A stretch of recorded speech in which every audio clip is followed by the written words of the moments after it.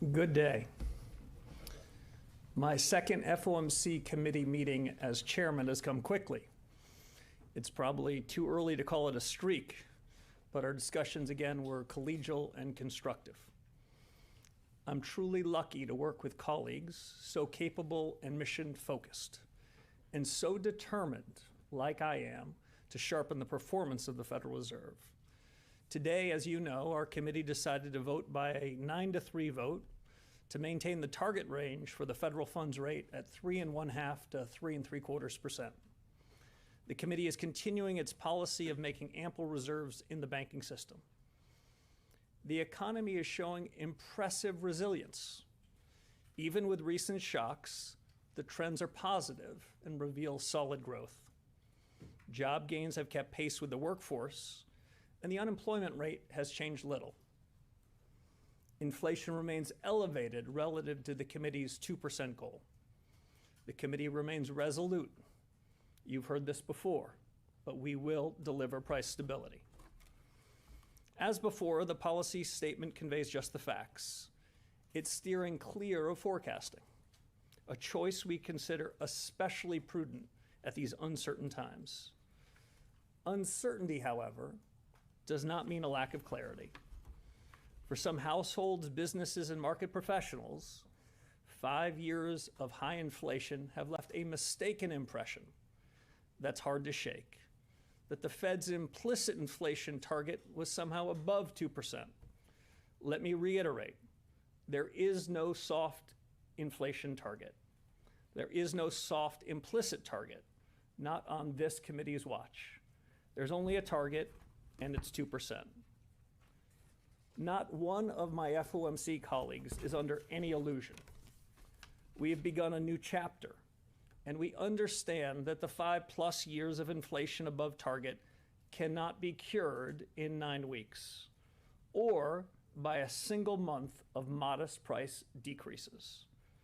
This Fed will not waver. Our credibility rests on performing our duties and delivering on our responsibilities.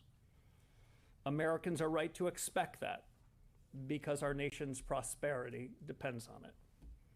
To the regulars here in the press room, today's assessment might sound familiar, yet there was nothing inertial about our discussions, our policy, or our strategy. 2 economic developments are worth highlighting. The first is a very notable change since our last meeting 42 days ago. Nominal and real yields are materially higher across the Treasury curve. In fact, some of the increases in market interest rates between FOMC meetings are among the most significant in the last 2 decades, ranking around the top decile or so. But if the committee didn't change its policy rate, what happened? In the intermeeting period, market attention centered on real data and real economic developments. Prices reacted in real time to incoming information, and the reduction in forward guidance may have been a factor. Market participants are learning to play the ball, not the referee, and market prices will continue to respond in the direction and magnitude they see fit. This is, in my view, a change for the better, and we're just getting started. After all, the central bank need not always and everywhere be the center of attention. I understand the desire for rolling forecasts and commentary from this committee, but for our part, we need to observe market reaction to developments, direct and unfiltered. I want to stress, of course, that decisions by this committee matter a great deal. And where necessary and appropriate, we will not hesitate to act. A second economic development is one that I noted at the congressional oversight hearings this month, but it's worth repeating. The most striking feature of the economy is the strong growth of business investment.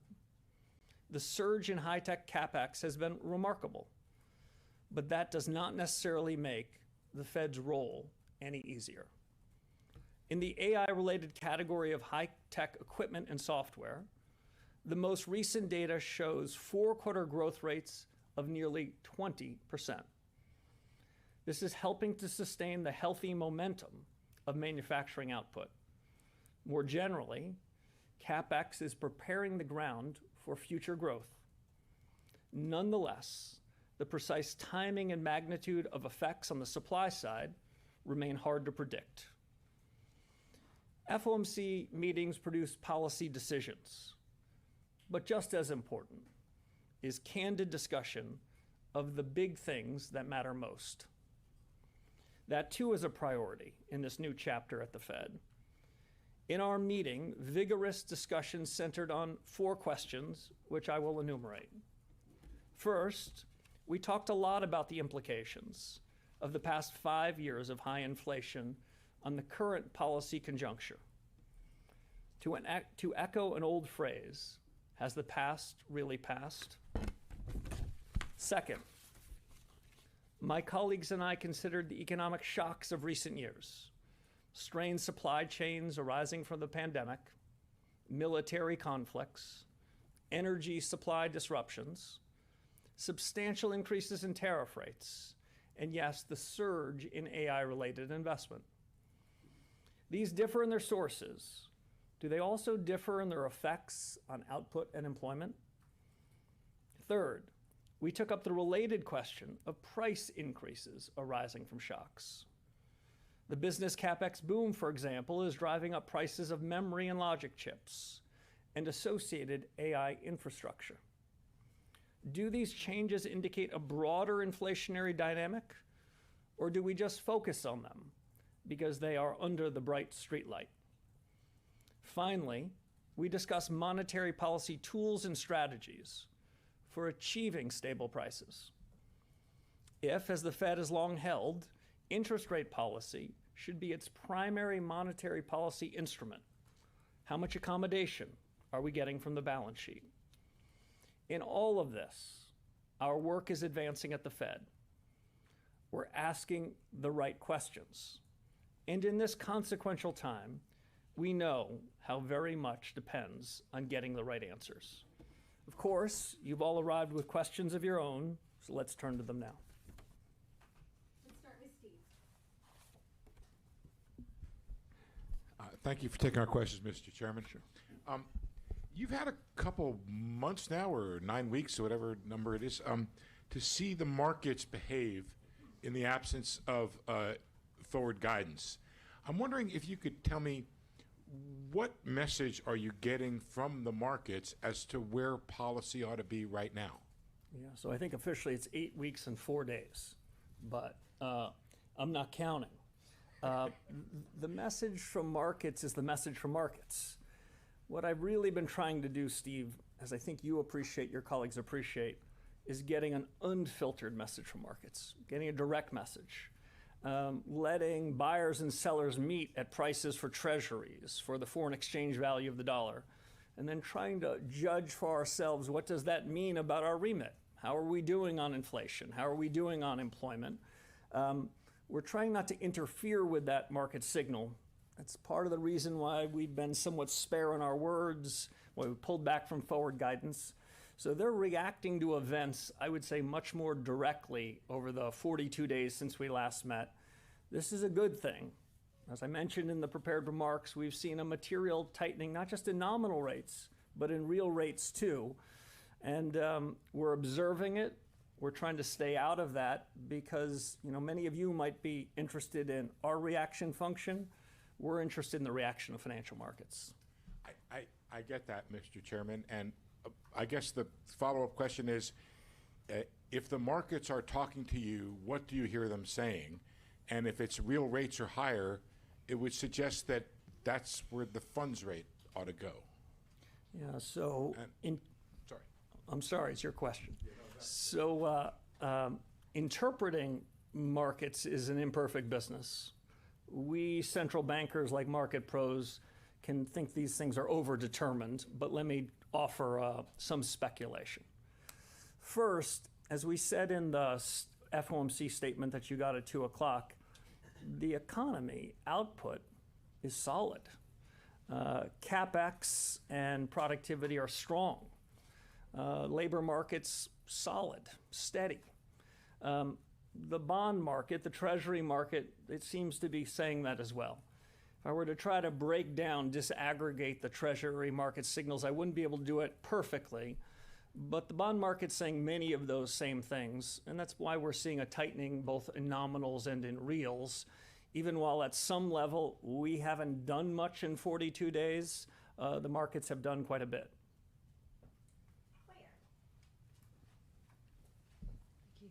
Claire Jones, Financial Times. You seem to have got the family fight you were after at this meeting. We saw three dissents. Could you characterize the arguments that those dissenters put forward, please, and tell us a little bit why you weren't persuaded by them at this stage? Thank you. So I guess I shouldn't give you their best arguments. I'll give you some others. So you're right. I asked for a good family fight and I got one. That's the purpose. That's the design feature. I come into this meeting, even this press conference, heartened by what I've experienced the last 2 days. Most of our discussion were on the big questions that matter to the conduct of monetary policy. We didn't sort of hide from them. We weren't scared of them. There was a lot more interaction between and among my colleagues. It was a real family fight. My view, which you've long heard, is that's the better way to get policy right. That's our North Star. So there was a lot of agreement that I heard that we have the powers, the tools, also the authority to deliver stable prices. No walking back from our responsibilities. There was a large majority support for the decision that we made in the room. But I also want to leave you, Claire, with one other impression. There was nothing inertial about that discussion. It was an active, robust discussion about what's in the full range of what we can do and might want to do in the period ahead. You characterized accurately there was a disagreement about a decision today. I would say that doesn't sort of capture the full essence of the discussion. The path to central bank heaven requires delivering on our remit. These days, that means delivering on price stability. I wouldn't measure that path in 42 days or any one particular meeting. And I came out of that meeting even more confident that this is the right team to win the battle against high inflation. How much do you think not going in July was down to the cool CPI print for June? So in 2 words, not much, not much. I'd like to believe that the committee shares my views, which is the historic problem with data dependence is the data and the dependence. We are not relying on any one individual piece of data as cover or as an excuse or as validation. What I care about and what I think the committee cares about is trends on the data. Sure, we got some encouraging inflation data. I think at the meeting 42 days ago, I said something like 63 months of inflation above target. I didn't say 64, though the final calculation might be a close one. So we'll be watching inflation data over the period ahead, but I also don't want you to leave the misimpression that we're sort of breathlessly waiting that. I've called for a task force to revisit both the private and public data we use to make our decision making. That task force is out doing their work. I'll be checking back in with them the next couple of weeks, but I wouldn't say we overly relied on any one piece of data, including that data, which surprised some a couple of weeks ago. Neil. Hi, Chairman Warsh. Thanks. Neil Irwin with Axios. Thank you for taking our questions. So the Fed funds rate is now about 75 basis points below the 2-year yield. It suggests markets think you'll have to tighten eventually, about 100 basis points below most Taylor rule estimates. You're hitting your employment mandate, inflation stays high. Why should rates not be higher today? There's a lot in there, Neil. So rates are higher today than they were 42 days ago. Markets have made decisions because we step back in part from trying to influence those. Market judgments have moved up on what nominal rates are across the Treasury curve. That doesn't mean we take them as by dictation, but we're observing them. So I think it's a mischaracterization to say that markets haven't reacted because we didn't move today. Markets are reacting in real time. In the period ahead, we've got important decisions to make about the policy rate. Markets in the intervening period, I think, have quite a bit of decisions to make. I'll see if I can put it this way. Monetary policy matters not just by what we say or even what we do. Monetary policy matters by how it affects the real economy. And these prices that we see in financial markets is one of the many ways in which it affects the real economy.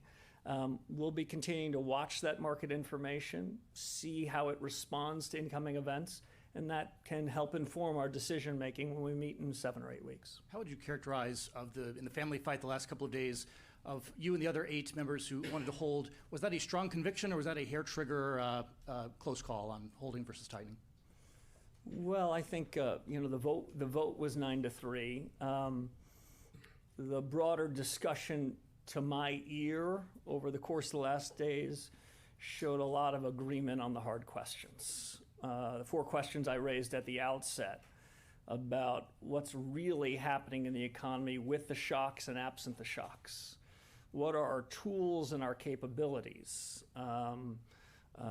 What's the effect on prices on output? I heard a lot of commonality on the questions. Were there different leans on the answers? You bet there was. So could people come to different conclusions? Absolutely. But my own judgment is this is a period of watchful thinking, not watchful waiting. And I think the score on that vote was unanimous. Colby. Thank you, Colby Smith with the New York Times. You've mentioned that looking at the Fed's policy tools is one element of a 3-pronged strategy to address the inflation problem. So I'm curious how you view the effectiveness of those tools. If inflation is too high and not coming down, is the best remedy to raise interest rates? So that was the discussion in the last 2 days. Is that the dominant remedy? If inflation continues to be elevated through the forecast period, interest rates could well be part of that solution. But I wouldn't say it's in isolation. I tried to describe in my remarks today a point that I made into the oversight committees a couple of weeks ago. I think there was a misimpression by some in financial markets, by some households and businesses, that central bankers like me, we set a 2% inflation target, but maybe we were more tolerable of a somewhat higher inflation target. In economics, we'd call that the revealed preference. And so might it have been rational for people to think, well, their inflation target's somewhat higher. What I heard in the last 2 days, what I've heard in 8.5 weeks is no. We will deliver the 2% inflation target. That is the committee's definition of price stability. So one way, absent the tools that you reference, to ensure that we get there is ensure that expectations are centered around the right number. And I think we made some progress on that. I am not suggesting we're done on that. It's worth reiterating. And ultimately, the business we're in, Colby, is performance. We are going to be judged by how we perform. And that's what we intend to do. The inflation target, making clear expectations is one part of it. Making sure we demonstrate we're responsible for it, we're not blaming as another. And our policy tools, like you referenced, is the third and equally consequential part. How are you factoring the fact that a large portion of the inflation overshoot is being caused by supply shocks, as it's mentioned again in the statement? Does that blunt the effectiveness of rate hikes in your view? First, on the premise of your question, it was almost as if you were listening to our discussion in the last day and a half. A lot of our focus was on trying to understand and identify underlying inflation dynamics amid shocks. We take these shocks seriously. There have been a series of them that have been hitting this economy. We're not looking through them and saying, oh, they don't matter. But we're trying to understand is to what extent are these shocks broadening in their effects, broadening in their impact on prices that are quite far removed from it. Our goal is to have growth that is broadening and inflation that is becoming more limited, more circumscribed. I'll be the first to admit the shocks make this job and this policy conjuncture a little tougher, but that's among the chief questions we've asked ourselves. And around the room, people have different views on it. I tend to think in the coming months we're going to refine that view and have a better judgment, and we're going to have market prices trying to help inform it too.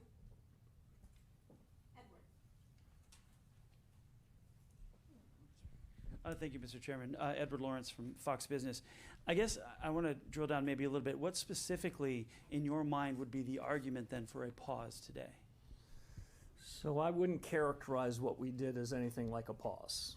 I would characterize what we did as a rigorous review of the economic situation. I would characterize what we did as a review of the big hard questions, and I'd characterize it as a view of what our own homework is to try to resolve those questions in the period ahead. If you were to try to force a description that this was a pause, I would say financial market prices would take the other side of that. Financial market prices in this intermeeting period, they didn't pause, they reacted to the inflation data in one direction, strong economic growth in the other direction, and nominal and real rates went up. Did the Fed take an explicit change in its policy rate today? No, but I think that's the beginning of the story, not the end of the story. And if I could, I did want to ask, not forward guidance, but looking forward. Traditionally, a Federal Reserve chairman uses the Jackson Hole Summit as a sort of a reset of monetary policy. Well, how do you look at the speech that you're going to make in August? I look at it like a blank piece of paper right now. I have not begun consideration with the incredible team here what would go into that document. I think you've characterized it correctly. Historically, at least from my first tour of duty at the Fed to more recent periods, it would be sort of a setting up speech more often than not of what was going to be happening in the fall. I haven't made any judgments on that, but those are judgments we'll have to come to. If I could, in the high mountain air in Jackson, Wyoming, I'd like to also frame the big questions. There is a tendency, especially with the proliferation of meetings and press conferences, to get caught up in the myopic. Did you do this by a quarter or do that? Ultimately, whether we deliver on price stability matters some, the decisions we make in 6 or 7 or 8 week periods. But they matter more, what are the big questions? What's really happening with productivity? What's really happening with demographics? What's really happening to the global economy amid the shocks? Haven't made a decision whether it's going to be a big picture speech or whether it's going to be a more traditional setup for all the action we're going to have between September and December. I will tell you one other thing that I am doing between now and Jackson Hole, which is I'm checking with those task forces. My first principle of establishing a task force is find the best subject matter experts anywhere in the world and put them together, especially put them together with other people who might disagree with them. In the next couple weeks, I'm going to be doing a check back in. I've given them time to sort of think hard about their agenda, their debate, their schedule, and when they might be ready for prime time. I'll be doing a little bit of that checking, and that may or may not inform anything I have to say in Jackson.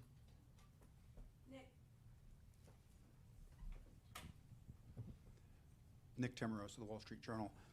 Chairman Warsh, I want to follow up on Colby's question about policy transmission.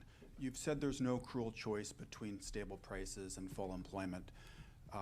Rates bring inflation down by cooling demand. It's generally thought that can show up in the labor market. If that's not the channel you're relying on, what is? Yeah, so let me go back to first principles, Nick. I don't believe that either part of our mandate is generally at war with the other part. I do not believe that price stability and full employment is an either-or proposition. There have been policymakers over the last several generations who have thought that there is a strict trade-off there. That isn't my judgment. In fact, my judgment is if and when we deliver on our remit, we're going to be satisfying both prongs. We're going to have price stability and full employment. And in fact, if you want to do the most harm to the labor markets, you would run a period of high inflation that's variable such that employers, businesses, wouldn't really know what's going on. So I think the two parts of our mandate are equally important. We have no legislative orphans here. I've been talking mostly about price stability because we're doing pretty well collectively as a country, as policymakers on the full employment side. But we're doing considerably less well on prices. That's why we describe them as elevated, and that's what's taken most of our discussion.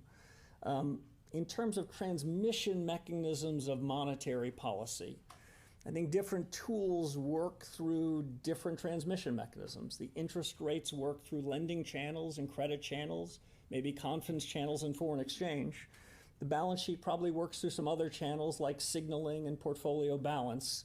We're keeping full abreast of all these tools in making policy. But if the suggestion is somehow we're going to be fine-tuning aggregate demand so it catches supply, that's not my mental model. I don't think we're great in the fine-tuning business. We're trying to get supply and demand in broad order, but really what we're doing as we sit here today at this press conference is I think we've got a reasonable sense of what aggregate demand looks like in this economy. We're inferring aggregate supply. We're making a judgment about what productivity is. And in some sense, there's a race between supply and demand. And the surge in business CapEx in around AI, it's making that calculation a little harder to judge, but in the period ahead, we're going to be trying to judge just that. And if I could ask, where exactly was the disagreement today? Was it about the inflation forecast, or was it something more around the risks, the tactics? Yeah, so I'm going to I'll let the dissenters speak for themselves. The way I heard it over the last 2 days was overwhelming agreement on objectives and authority and commitment. I didn't hear anybody walking away from it. The judgments as to how best to achieve the price stability, that was probably the question that we were trying to answer. What's the best move? What's the best strategy? What's the best way to achieve it? And a second question that was asked is, when do we need to make those harder calls? When do we need to make those decisions? And like I said to one of your colleagues, I was comforted that markets in the intermeeting period weren't reacting to us. They weren't reacting to dots or to speeches. They appeared more than ever to be reacting to real-time events. So they're gauging themselves how restrictive the Treasury curve should be. And that, I think, has been a useful development. We don't endorse any particular market move, but I'd also suggest we observe them with keen interest.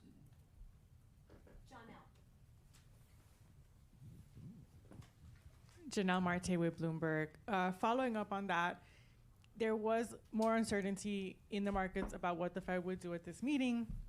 To some extent, you might think that's what you want to see. But my question is about, is there a point at which you would not want to surprise the markets if they were pricing in something with higher certainty that was opposite of what you were intending to do? Yeah. What are the risks that you see associated with that? Yeah, so it's a good question. Surprise is not the objective function. Surprise is not what we're solving for. We have a clear North Star. What we're solving for is how to make the best decisions. Almost everything else should be in service to that goal.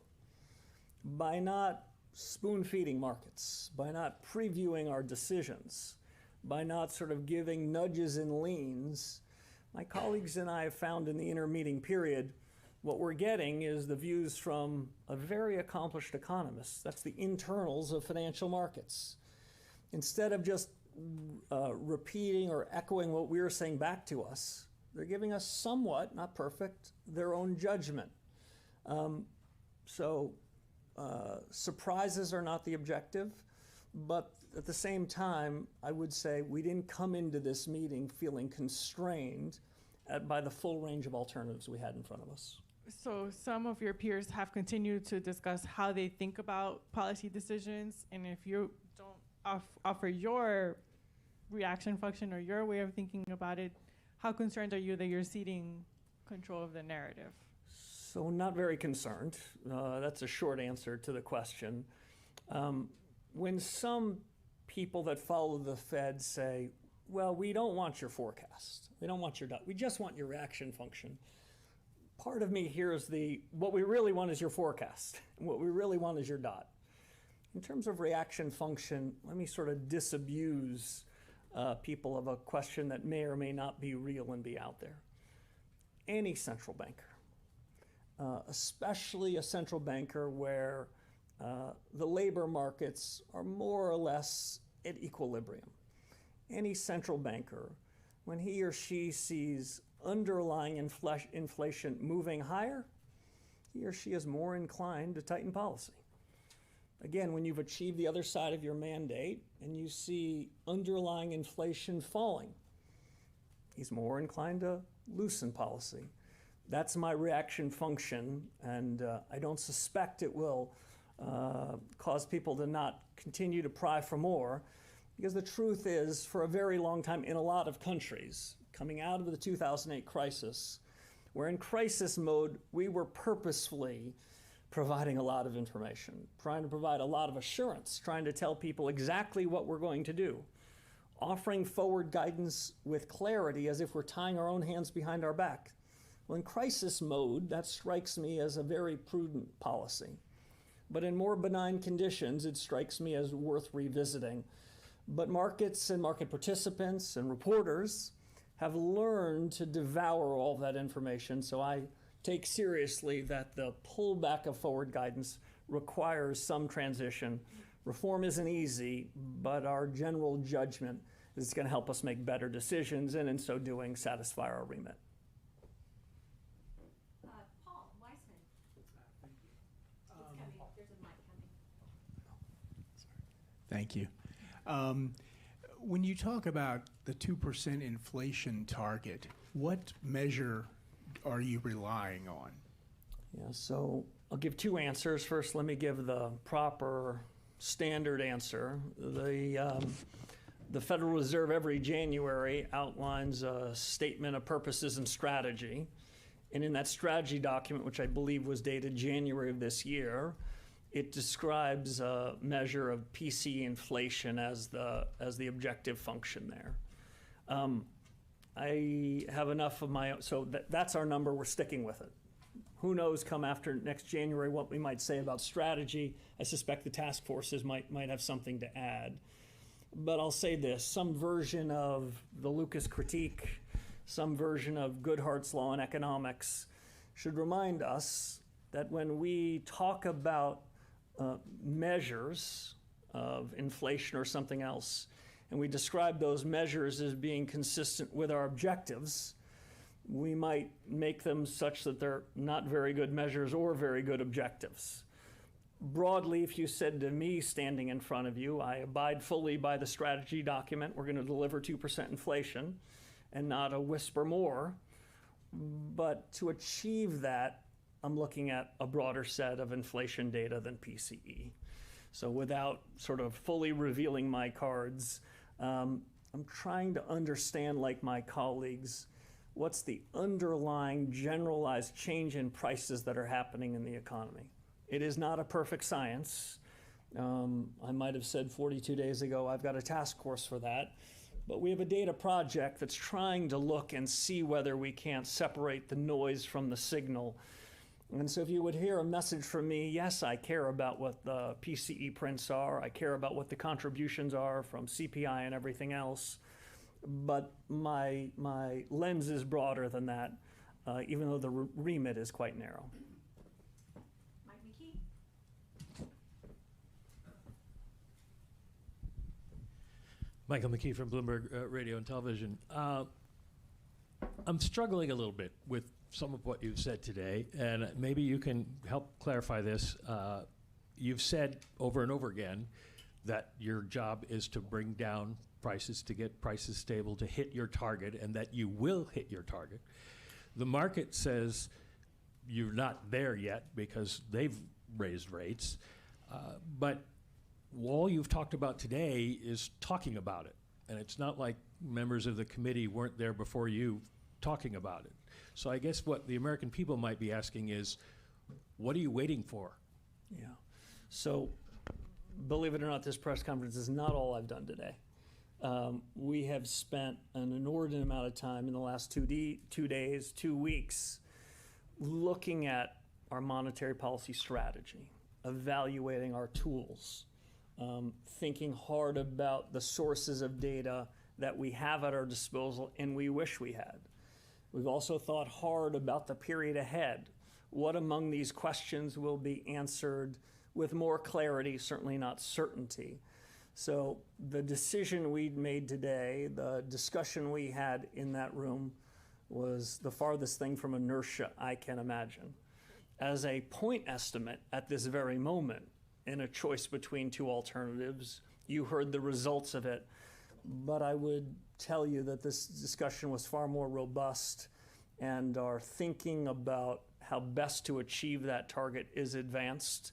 And over the coming months, I expect it to be advanced much more significantly. If you were to if I were to steal a follow-up question, I won't let you, you won't be giving it up. If I were to steal a follow-up question, well, what's the world think about what you've done? I would again reiterate, what we do isn't just about what we say. It's not just about what we do. We're in the performance business. And so if I look at the Treasury curve, if I look at the dollar, if I look at a lot of things that are internals inside of financial markets, I think what they're broadly saying is that this committee does own it, has the credibility to deliver it, and they believe, like I do, that we will. But I don't want to leave you with a misimpression. We've got no magic wand. This isn't something that we're going to be able to carry out in days or weeks, but we're going to deliver on the responsibility that Congress gave us. And today's meeting and the preparation for today's meeting was an important step towards that destination. I'd like to follow up on the task forces as well and ask, what vetting did you do of the people that you appointed to the task forces? In particular, given Mark Andreessen's substantial political spending, $25 million in just the past year to back candidates who oppose stricter AI regulation, how can the public be confident that a committee he co-chairs will provide an independent assessment of AI's economic effects rather than one aligned with the interests of the AI industry? Yeah, so I selected 15 incredible subject matter experts to tackle 5 of the most important questions that if we get the answers right, we're going to do a far better job in delivering. And if we get the answers wrong, we have a problem. The comfort that I can give you and your listeners is we're the decision makers.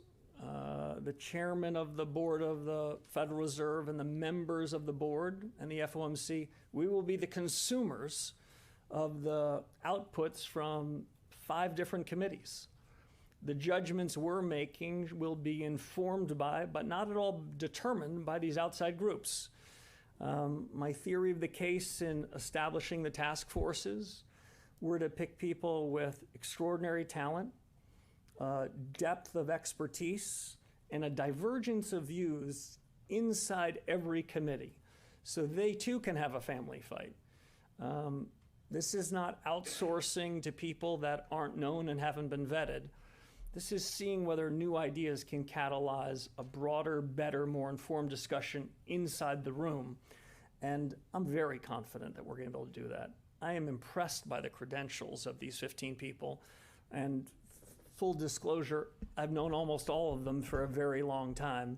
And I think they're going to give their best views on the subject. But ultimately, these are decisions we're going to make, and we're accountable to our oversight committees and to the remit Congress gave us to deliver.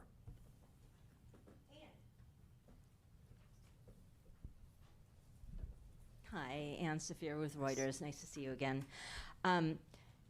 So I need a little help here too. You've said repeatedly you have no tolerance for inflation, and yet we are seeing above target inflation repeatedly for 5 years and through your term so far. And sure, you have no magic wand, but you have not taken action. You just gave us a little peek at your reaction function as well. You said that if underlying inflation is rising, that you would tend to think that you might need to tighten. And with the exception of the most recent inflation print, that is what we've been seeing. So could you explain what you mean by no tolerance for inflation and what you plan to do about it? Sure. So, Ann, I hear from you what I hear more broadly from households and businesses. impatience. Deliver it already. This is not an excuse, this is a fact. This FOMC, this board has been in business for 8.5 weeks. The patience, the impatience that households and businesses feel have been going on for 63 months. We are on the job, we will deliver, we are focused like a laser on making sure we can do it. But the suggestion that we're going to be able to do it with our magic wand is one I want to disabuse you and everyone else of. But the discussion in the last 2 days give me more confidence even than I had 8.5 weeks ago. This team that we have at the FOMC, the support that we have from board staff, and the new hard questions we're asking, we need to resolve those. And as we resolve those questions, get smarter on those, we're going to deliver on the remit. You don't have to take my word for it.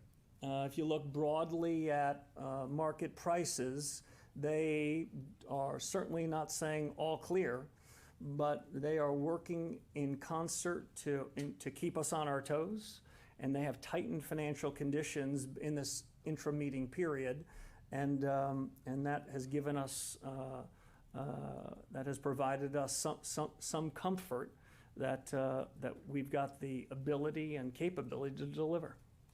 And is your read or your, I guess, faith in markets' ability to sort of make a judgment and then you to take signal from that judgment, how does that affect you when you come up on the September meeting and markets are seeing a near 100% chance of a rate hike as they see now? How does that feed into your decision making and your thinking? So we're not going to be constrained by market prices. We're not going to be constrained or take verbatim from what the market's doing. But I think it's useful and to understand that markets can be a very good source of information. Not a determinative source, not a perfect source, but if we're trying to land the plane and deliver 2% inflation, and we take a very useful source of information and we get it all fogged up by giving it our own forecasts, by providing rolling commentary, I can assure you that we're going to have less information, less ability to land the plane successfully and deliver price stability. We're just trying to make sure that that source of information is as direct and unfiltered as possible. It isn't to the exclusion of data sources and opinions and other surveys, but if you're hearing from me, we wanted to make sure we were getting a better source of information.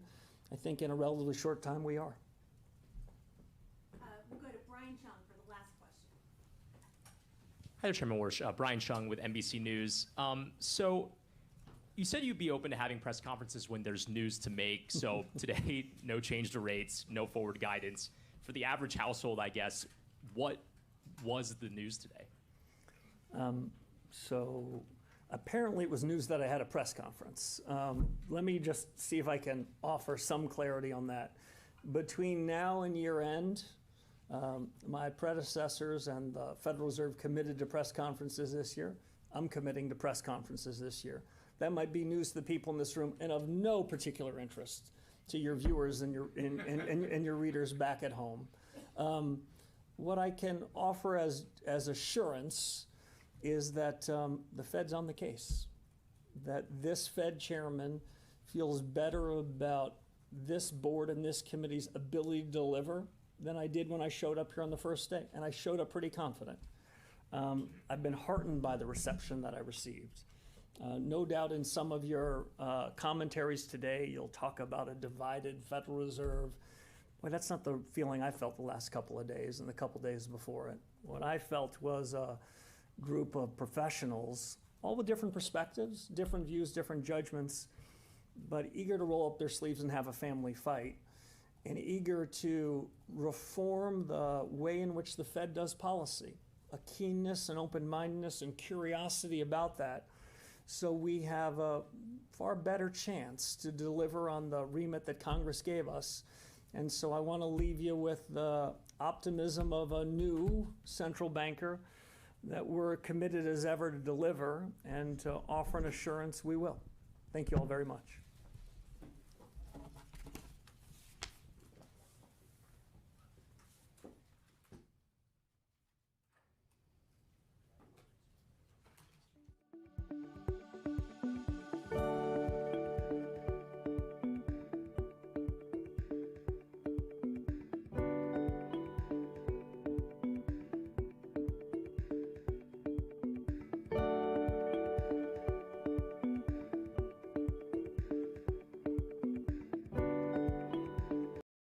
All right, yo. So there we had it, the Federal Reserve, FMOC, and it has now ended. Boom, that's over. So close that out. Matter of fact, see what we got in this chat.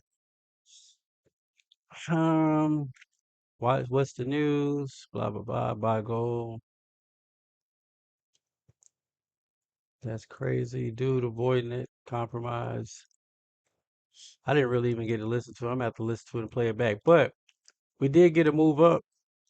The meeting started at 2:30. Got us a pop. Got us another pop. So this is when the news came out. The data came out here. Rates are going to stay the same. Pull back, retrace. This is doing an interview. Pull back, retrace. So if we hold this level, this will be okay and push up some more. I hope, because I don't went from like down 2,000 to down 200 for the day. But they still got to make room for Apple.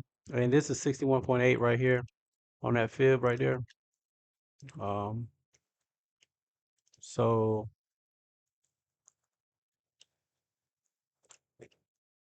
let's see. Put this on the daily. Let's see. Let's slide this over.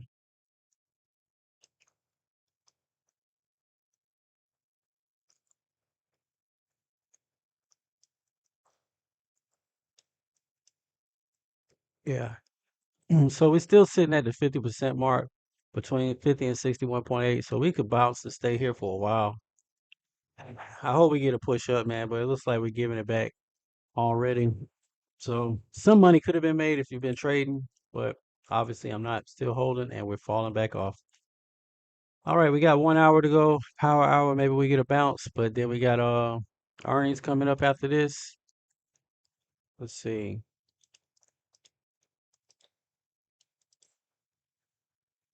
What earnings we got?